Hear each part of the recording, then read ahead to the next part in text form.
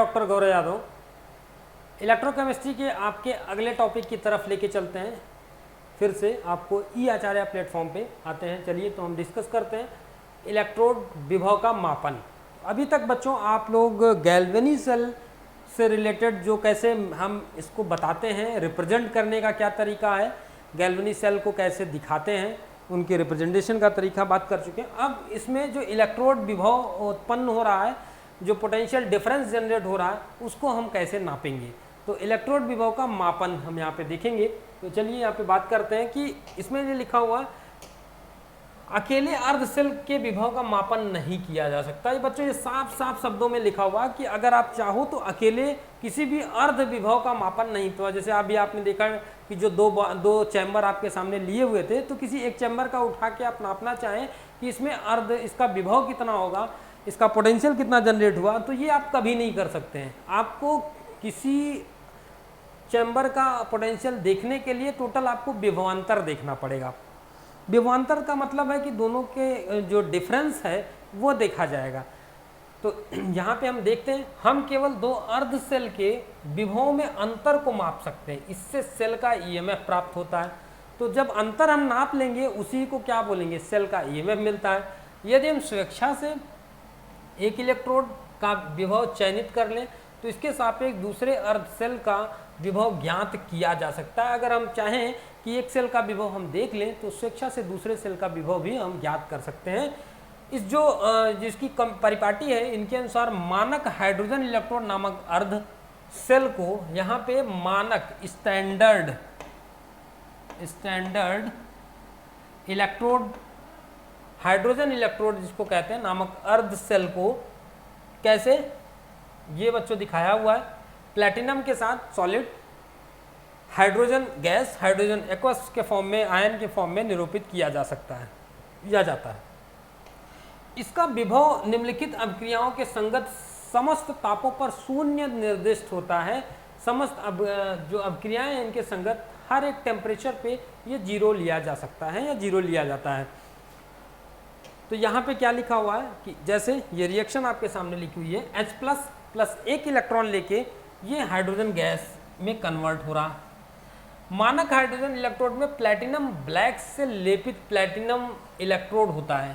तो ये एक चीज़ आप ध्यान रखेंगे, जो मानक इलेक्ट्रोड भी वो हाइड्रोजन इलेक्ट्रोड लिया जा रहा है, जो हम एज ए रेफरेंस इलेक्ट्रोड मान रहे हैं, तो जो ये रेफरेंस हाइड्रोजन इलेक्ट्रोड है इनमें प्लैटिनम ब्लैक, ये नाम आप याद रखिएगा, प्लैटिनम ब्लैक से लेपित प्लैटिनम इलेक्ट्रोड होता है। तो इसके अंदर प्लैटिनम ब्लैक से लेपित क्या होता है बच्चों, प्लैटिनम इलेक्ट्रोड अम्लीय विलयन में निमज्जित होता है। अम्लीय विलयन में, एसिडिक सोल्यूशन में ये रखा होता है एवं इस पर शुद्ध हाइड्रोजन गैस बूंद बूंद की जाती है। तो इस पर शुद्ध हाइड्रोजन गैस बूंद बूंद करके हाइड्रोजन की अपचयित एवं ऑक्सीकृत दोनों अवस्थाओं की सांद्रता, जो भी इसकी पोटेंशियल है, चाहे ऑक्सीडेशन पोटेंशियल देखें चाहे इसका रिडक्शन पोटेंशियल देखें, इनका कंसंट्रेशन है बच्चों इकाई मान पर स्थिर रखी जाती है। इसका अर्थ यह है कि विलयन में हाइड्रोजन गैस का दाब जो है 1 बार या 1 एटमॉस्फेयर एवं हाइड्रोजन आयन की सांद्रता 1 मोलर होनी चाहिए। तो हाइड्रोजन आयन की मोलरता बच्चों, कंसंट्रेशन 1 मोल,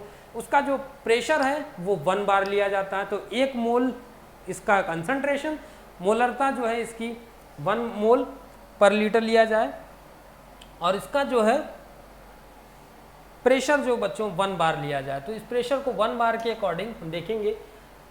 यहाँ पे लिखा हुआ है, ये एक फिगर आपके सामने दिया हुआ, जो ये फिगर है, इस पूरे फिगर में क्या दिख रहा कि सूक्ष्म विभाजित प्लैटिनम से लेपित प्लैटिनम पत्र। तो ये प्लैटिनम से लेपित एक प्लैटिनम यहाँ पे पत्र रखा हुआ मानक हाइड्रोजन इलेक्ट्रोड, स्टैंडर्ड SHE के नाम से जानते हैं। SE का मतलब स्टैंडर्ड हाइड्रोजन इलेक्ट्रोड, इसका फुल फॉर्म है SHE का फुल फॉर्म है स्टैंडर्ड हाइड्रोजन इलेक्ट्रोड। तो यहाँ पे देखिए बच्चों, इसकी मोलरता 1 मोल लिया गया, और यहाँ पे हाइड्रोजन गैस का जो प्रेशर लिया गया बच्चों 1 बार लिया गया। इसमें प्लैटिनाइज्ड प्लेटिनम ब्लैक से निर्मित है। हाइड्रोजन इलेक्ट्रोड को एनोड, संदर्भ अर्ध सेल तथा किसी दूसरे सेल को कैथोड के स्थान पर लेकर बनाई गई। तो इसके ये तो एक इसका आधा पार्ट है। दूसरे आधे पार्ट में कोई दूसरा चैम्बर यूज कर लिया जाता है। तो एक हाइड्रोजन तो रेफरेंस की तरह यूज होता ही, अगर दूसरे का बच्चों हमें निकालना है तो एक हाइड्रोजन लगा देंगे उसके साथ। जैसे यहाँ पे देखिए, दो हम चैम्बर यूज करते थे, इस तरह से दो चैम्बर देखते थे। एक में हाइड्रोजन, एक चैम्बर में हाइड्रोजन हमने लगा दिया, हाइड्रोजन वाला, और दूसरे में कोई अदर। तो जो भी हाइड्रोजन का होगा ये तो पता होगा बच्चों, जब पोटेंशियल डिफरेंस निकल के आएगा, जब पोटेंशियल डिफरेंस जो भी निकल के आएगा, एक का तो हाइड्रोजन का पता होगा, तो जब ये पोटेंशियल डिफरेंस मान लो 12 वोल्ट निकल के आएगा, हाइड्रोजन का हमें पता होगा, तो अदर का हाइड्रोजन का हमें पता होगा, तो हाइड्रोजन ला के इसमें क्या कर देंगे, जोड़ देंगे, तो दूसरे वाले का हमें पता चल जाएगा। ठीक है, बहुत बढ़िया, वेरी गुड। चलिए तो यहाँ पे देखते हैं क्या है कि स्थान पर लेकर बनाई गई जो भी एक सेल है जिसे मानक हाइड्रोजन इलेक्ट्रोड, दूसरी अर्ध सेल लिखा जा सकता है। एक तरफ मानक हाइड्रोजन इलेक्ट्रोड और दूसरे तरफ दूसरा अर्ध सेल लिखा जा सकता है, जो 298 केल्विन पर ईएमएफ दूसरी अर्ध सेल के अपचयन विभव का मान देता है। यह दाहिनी ओर वाले अर्ध सेल की अपचयित एवं ऑक्सीकृत स्पीशीज की सांद्रता इकाई, उसकी जो मोलरता है वो यूनिटी हो, 1 हो, तो उपरोक्त सेल का विभव दाहिनी ओर के अर्ध सेल के मानक विभव के बराबर होता है। ये आप याद रखिएगा कि यहाँ से देखिए लेफ्ट साइड ई सेल अगर हम देखेंगे स्टैंडर्ड हाइड्रोजन इलेक्ट्रोड, तो ये राइट साइड का है, ये लेफ्ट साइड का है। Right side minus left side, जहाँ ई सेल का मानक विभव है, आर तथा एल क्रमशः दाहिनी और बाईं ओर की अर्ध सेलों के मानक इलेक्ट्रोड विभव हैं, ये इसके मानक इलेक्ट्रोड विभव हैं। चूँकि मानक हाइड्रोजन इलेक्ट्रोड विभव का जो अंतर लिया जाता है लेफ्ट साइड वाला बच्चों, वो शून्य होता है। तो अब लेफ्ट साइड का हम शून्य रख देंगे तो इस राइट साइड का हमें आ जाएगा। ई सेल जो होगा वो ई राइट साइड का। निम्नलिखित सेल का मापित ईएमएफ, जो सेल नीचे दिए हुए हैं उनका मापित ईएमएफ 0.3 वोल्ट है, जो कि निम्नलिखित अर्ध सेल अभिक्रिया का मानक इलेक्ट्रोड विभव होता है, जो अभिक्रिया का मानक इलेक्ट्रोड। तो बच्चों यहाँ पे देखिए प्लैटिनम हाइड्रोजन के साथ 1 बार ये दिया हुआ, प्लैटिनम हाइड्रोजन के साथ 1 बार प्रेशर और इसकी मोलैरिटी 1 रखा जाए। अगर हम कॉपर को देखेंगे तो कॉपर राइट साइड में है, तो कॉपर राइट साइड वाला कैसे निकालेंगे, कॉपर आयन से कॉपर में, ये कैथोडिक रिएक्शन है। यहाँ पे Cu+1 मोलर 2 चार्ज लेके किस में कन्वर्ट, कॉपर में। तो इसी प्रकार निम्नलिखित सेल का मापित ईएमएफ 0.76 वोल्ट है, जो कि निम्नलिखित अर्ध सेल अभिक्रिया के इलेक्ट्रोड विभव के संगत है। यहाँ पे क्या है, प्लैटिनम हाइड्रोजन 1 बार H+ आयन में कन्वर्ट हो रहा, जिंक के साथ अगर रेफरेंस, यहाँ पे हाइड्रोजन एज ए रेफरेंस, हर जगह हाइड्रोजन के साथ यही इतना ही यूज होगा, हाइड्रोजन अगर रेफरेंस की तरह। दूसरा ये अदर में यूज होंगे, ये क्या होंगे बच्चों, ये अदर दूसरे होंगे जिसका हमें ज्ञात करना है, जिसका इलेक्ट्रोड पोटेंशियल हमें निकालना है। हाइड्रोजन का तो शून्य मानते हैं, जिसका निकालना है तो क्या हो जाएगा, E cell, E naught cell अगर हमें निकालना है बच्चों, तो ई नॉट जो भी है दायां बाएं, अगर हम यहाँ पे राइट देखें तो क्या हो जाएगा, यहाँ पे ये राइट हो जाएगा, माइनस ई नॉट लेफ्ट। तो लेफ्ट वाला हाइड्रोजन होता है जो कि 0 होता है, जो आएगा वो यहाँ पे लिखा है। प्रथम स्थिति में मानक इलेक्ट्रोड विभव का धनात्मक मान इंगित करता है। तो जो प्रथम स्थिति में मानक इलेक्ट्रोड विभव का धनात्मक Cu+2 से आयनों की तुलना में आसानी से अपचयित हो जाते हैं। अब बच्चों यहाँ पे अगर हम कॉपर, जो हाइड्रोजन से ऊपर की सीरीज है, अभी मैं आपको बताऊंगा इलेक्ट्रोकेमिकल सीरीज, इसका विपरीत प्रक्रम संभव नहीं होता, अर्थात उपरोक्त वर्णित मानक स्थिति में हाइड्रोजन आयन कॉपर आयन को ऑक्सीडाइज नहीं कर सकते। तो अभी मैं आपको बताऊंगा कि इलेक्ट्रोड पोटेंशियल जो होता है वो रिडक्शन पोटेंशियल ही बोलते हैं, ये इन्वर्सली प्रोपोर्शनल होता है रिड्यूसिंग पावर के। तो ये चीज़ें कैसे निकल के आई, वही मैं अभी आपको थोड़ी देर में डिस्कस करूंगा। देखिए यहाँ पे क्या लिखा हुआ कि हाइड्रोजन आयन कॉपर को ऑक्सीकृत नहीं कर सकते। क्यों नहीं कर सकते, कि इलेक्ट्रोकेमिकल सीरीज में जो हाइड्रोजन से नीचे आएंगे वो उनको कॉपर को ऑक्सीकृत, वो अपने से नीचे वाले को ऑक्सीडाइज नहीं कर सकते। इलेक्ट्रोकेमिकल सीरीज में जो भी हाइड्रोजन से कुछ भी नीचे आएगा, यानी कि इलेक्ट्रोकेमिकल सीरीज में जिसका रिडक्शन पोटेंशियल कॉपर से ज़्यादा होगा वो हाइड्रोजन से रिड्यूस या ऑक्सीडाइज नहीं होगा। तो यहाँ पे इस परिस्थिति में हाइड्रोजन आयन कॉपर को ऑक्सीकृत नहीं कर सकते हैं, अथवा हम कह सकते हैं कि हाइड्रोजन गैस कॉपर आयनों को अपचयित नहीं कर सकती है। जो हाइड्रोजन गैस है वो कॉपर आयनों को रिड्यूस नहीं कर सकती, इसलिए Cu सॉलिड HCl में नहीं घुलता है। यही रीज़न है कि Cu सॉलिड जो है बच्चों HCl में घुलनशील नहीं है।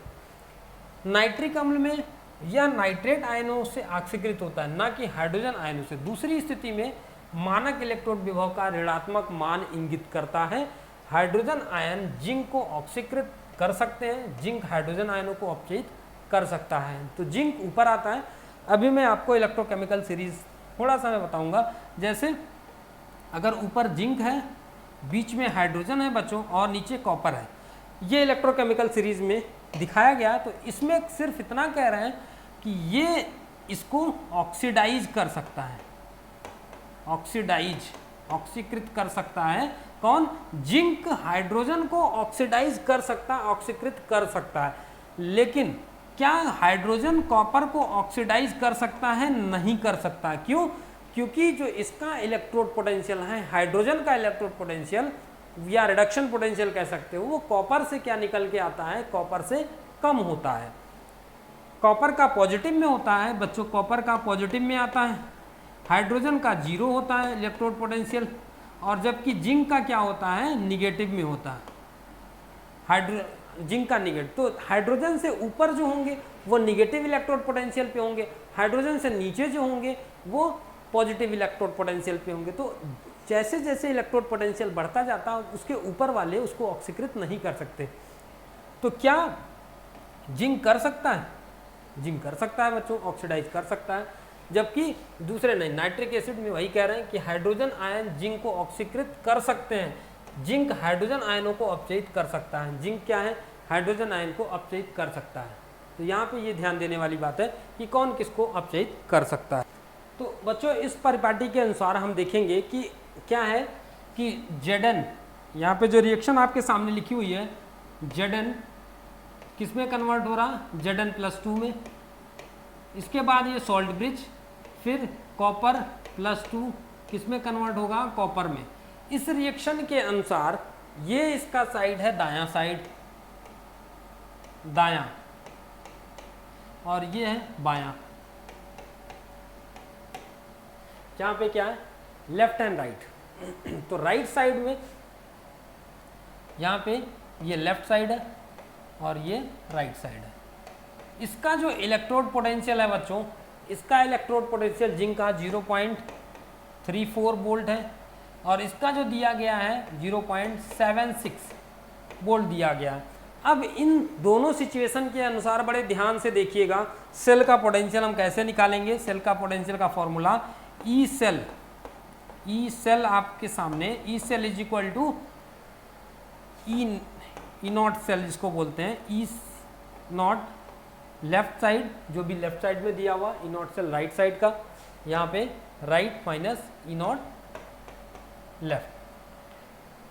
तो राइट साइड में आपके सामने ई नॉट राइट साइड का जो दिया हुआ है 0.76। तो देखिए बच्चों, दाहिने और बाएं साइड में ये लिखा, लेफ्ट एंड राइट साइड में क्या लिखा हुआ कि इसका इलेक्ट्रोड पोटेंशियल जो है वो 0.76 और इसका 0.34 दिया हुआ राइट साइड का। तो इस सिचुएशन में रखेंगे तो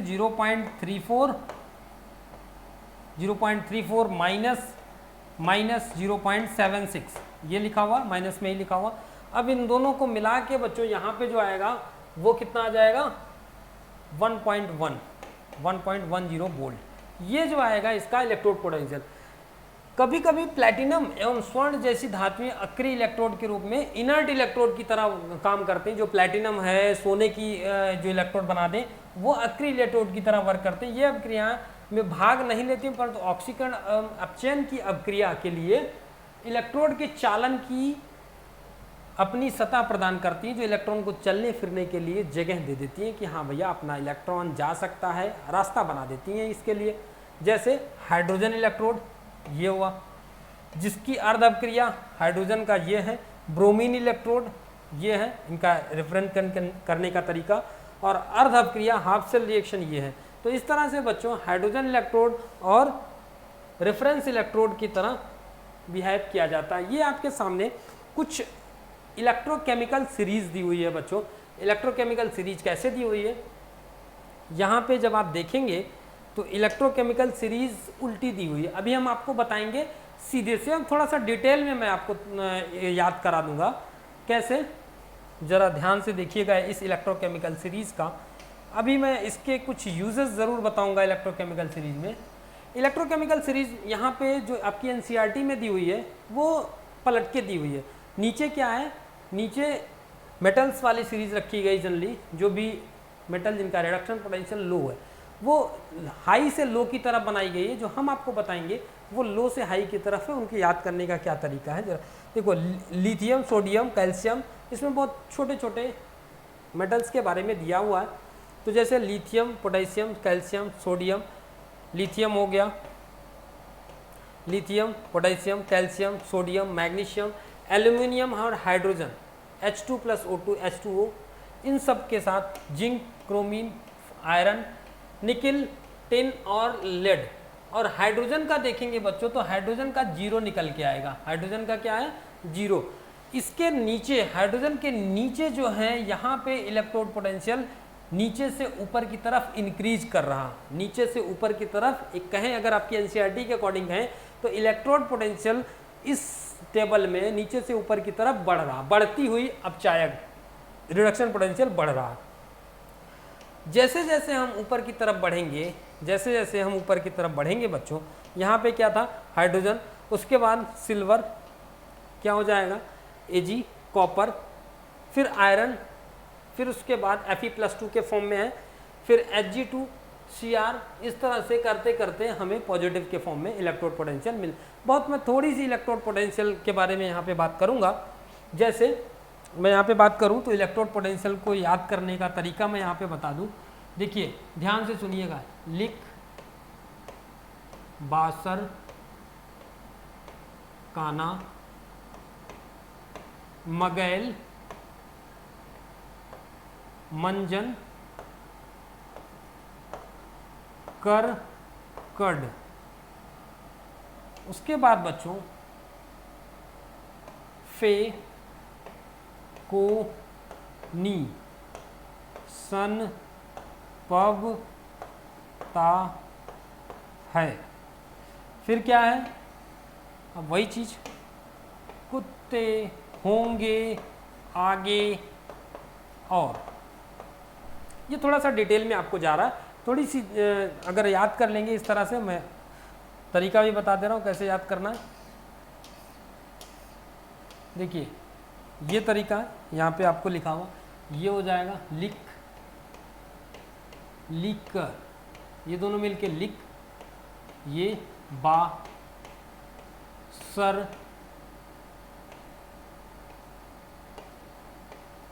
चाहे बास ससुर बोल लो या बासर, लिक बासर, ध्यान दीजिएगा बच्चों, लिक बासर, लिक बासर, काना, का ना, ये दोनों मिलके क्या हो जाएंगे, मगैल, मगैल, मंजन, मन, जन। एक कविता की तरह इसको आप याद कर सकते हैं, एक कविता की तरह इसको पढ़ सकते हैं, मगैल, मंजन।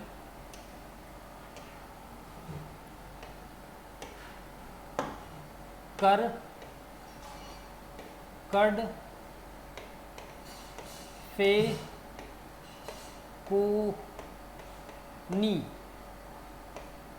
सन, पब,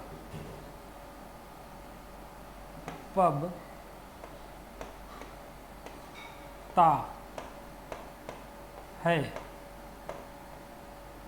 अब बच्चों कुत्ते, होंगे, यहाँ से देखिए बहुत सारे हैं, कुत्ते, होंगे, आगे, और।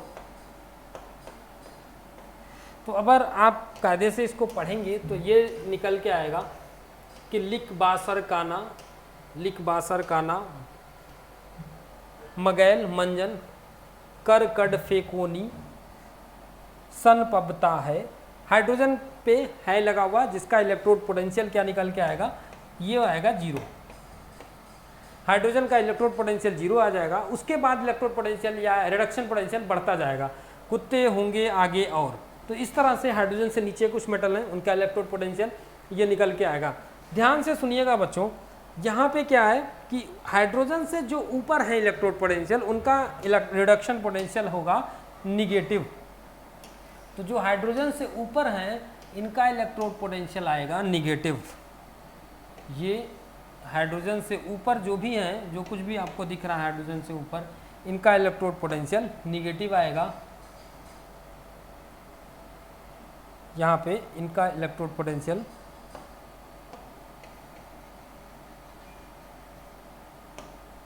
ये हाइड्रोजन तक इनका इलेक्ट्रोड पोटेंशियल निगेटिव आएगा। और हाइड्रोजन का तो 0 है ही है, हाइड्रोजन से नीचे जो कुछ है इनका इलेक्ट्रोड पोटेंशियल आप याद रखेंगे, इनका इलेक्ट्रोड पोटेंशियल आएगा पॉजिटिव। तो कहने का मतलब ऊपर से नीचे इस वाली इलेक्ट्रोकेमिकल सीरीज में ऊपर से नीचे इलेक्ट्रोड पोटेंशियल इंक्रीज कर रहा है। तो इलेक्ट्रोड पोटेंशियल बढ़ रहा है धीरे धीरे, इलेक्ट्रोड या रिडक्शन पोटेंशियल बढ़ रहा। तो जो बच्चों यहाँ पे रिडक्शन पोटेंशियल जो है, कुछ टर्मिनोलॉजी आप देख लीजिए रिडक्शन पोटेंशियल का कैसे हम दिखाएंगे। जो रिडक्शन पोटेंशियल है, ध्यान से देखिएगा, रिडक्शन पोटेंशियल